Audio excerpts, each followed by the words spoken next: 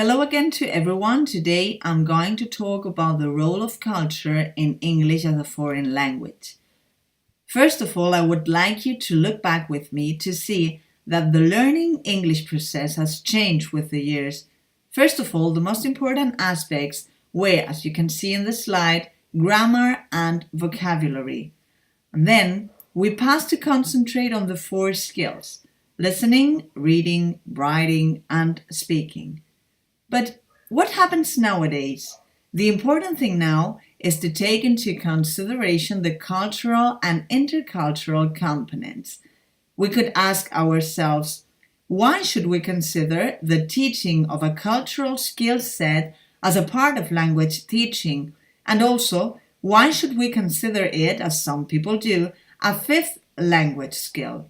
Well, first of all, because of the international role of the English language, and moreover, because of the globalization. We consider it a communication vehicle, and we also think about English as a lingua franca. But what does lingua franca mean exactly? It means a bridge language that helps people that don't share the same native language to communicate. And there are different opinions about this concept of lingua franca given to the English language. Christopher, for example, says that English should not be considered a lingua franca just because 2/3 of the world are still unable to speak it.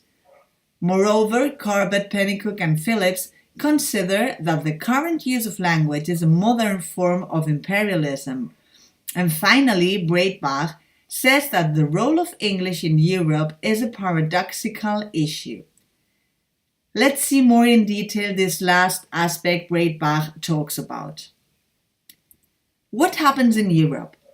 Well, the thing is that the Council of Europe says that we have to favor linguistic diversity against linguistic homogenization. If they say this in Europe, the question is easy. The question is, isn't it a contradiction if in Europe most of the countries teach English as the first foreign language? Well, I think this is a good question to think about. We continue because it's also interesting to see the difference that Seidhofer makes between English as a native language and English as an international language. That means, this last concept, English spoken by non-native speakers in an international context. This could be a working context, for example. What Seidhofer says is that this English that non-native speakers speak follows rules, and these rules could establish a new grammar that could maybe or surely be easier to study than concentrate on the typical native grammar we all want to reach or we all think we have to reach when learning a foreign language. Including cultural dimension. Let's see more in detail what we mean when we say including cultural dimension. According to Mendez Garcia, there exists the individual culture and what he calls the collective culture.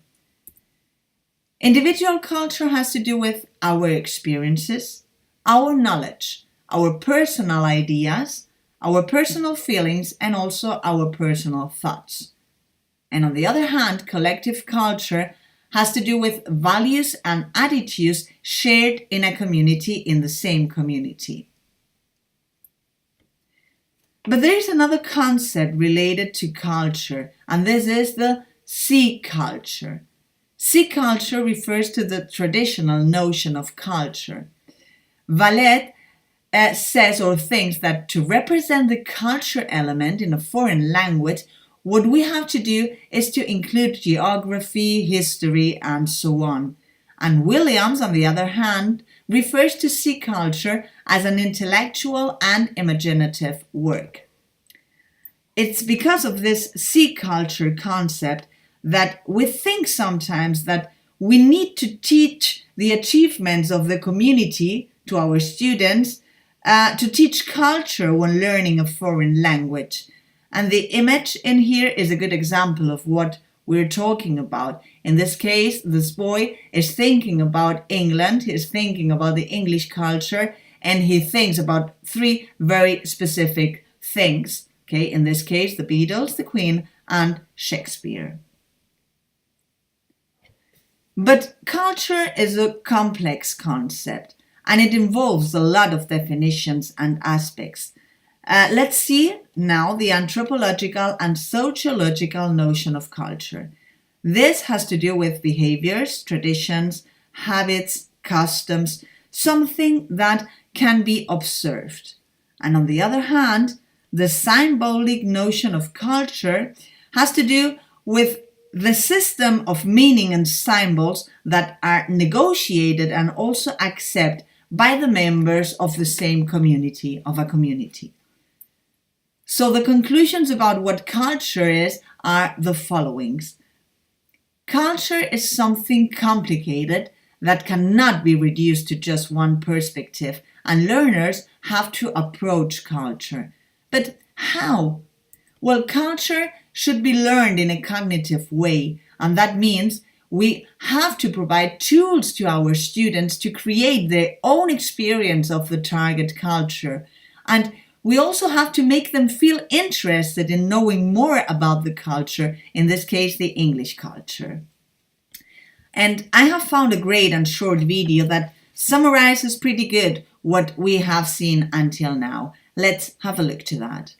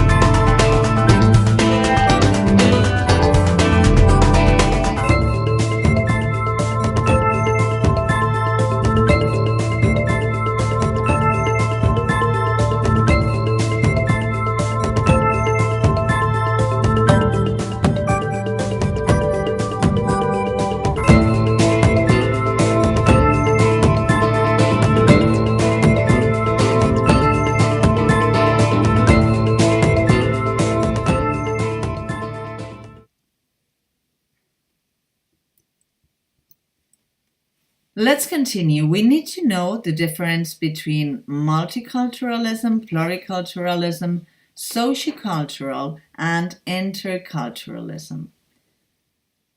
Let's start with multiculturalism, and that means that different cultures share the same place. People from different cultures living in the same country, for example.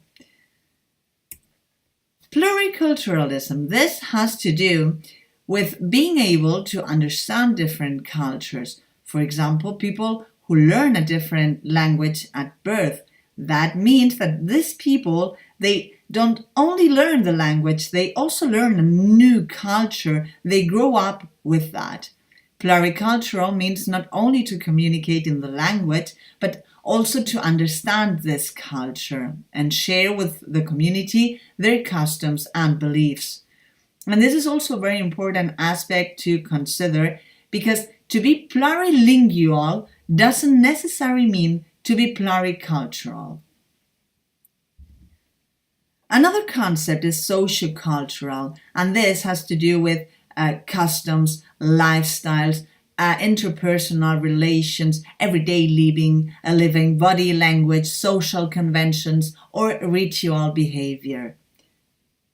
And let's see what we mean when we talk about interculturalism, because this is the goal of foreign language teaching.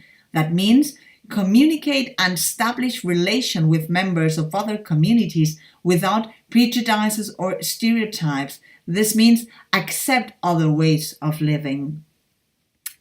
And what do we need to develop an intercultural personality? Well, in here you've got what we need, and this is, for example, to be able to fulfill the role of cultural intermediary between our culture, one's culture, and the foreign one. Also, the ability to use different strategies to communicate with people from other cultures. And the ability, this is very important, to overcome stereotypes. We need cultural sensitivity, and we also need the ability to deal with intercultural misunderstanding, because this happens. But what are prejudices and stereotypes?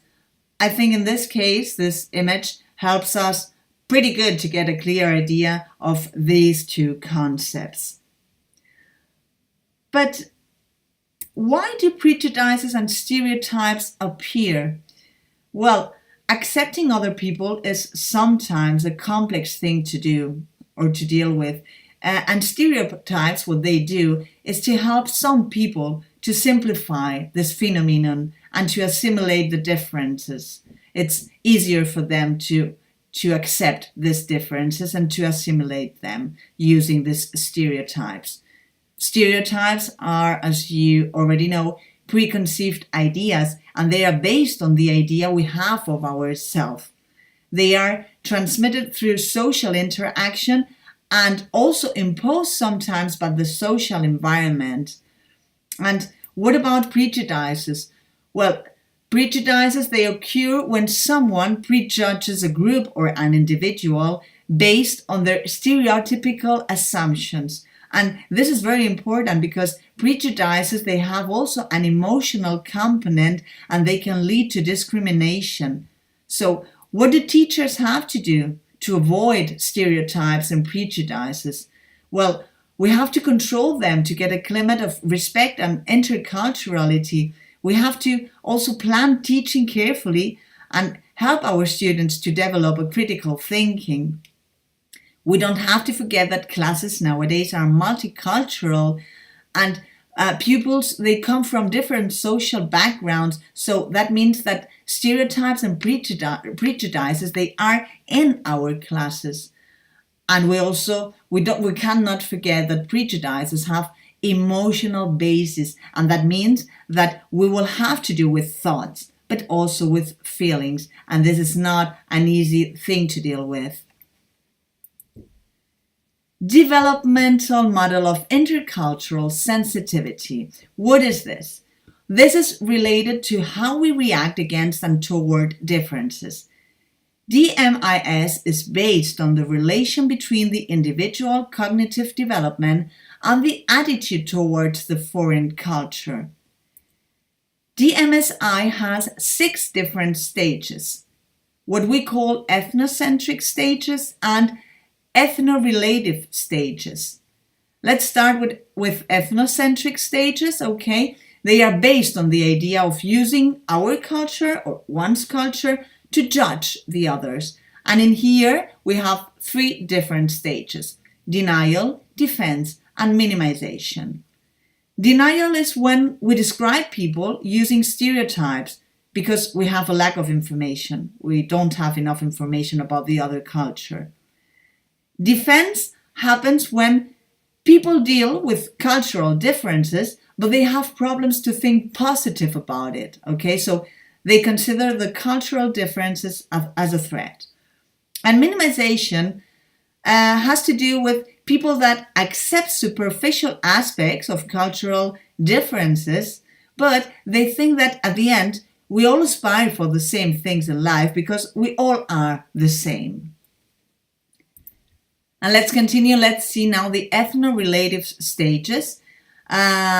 they are here, people, what they do is they adopt an open and tolerant attitude towards the differences. And in here we also have 3 different stages: acceptance, adaptation, and integration. Acceptance. This is the first step to integration. Integration is the goal, as we have seen a few slides ago. People in here, they accept and are tolerant towards differences, but the thing is that they are not able to face a conflict. Okay, they cannot adopt a different cultural perspective. Adaptation. In here, what people do is that they can adapt to different situations, and they can also adopt others' perspectives to avoid conflicts. And finally, integration. Integration is the goal.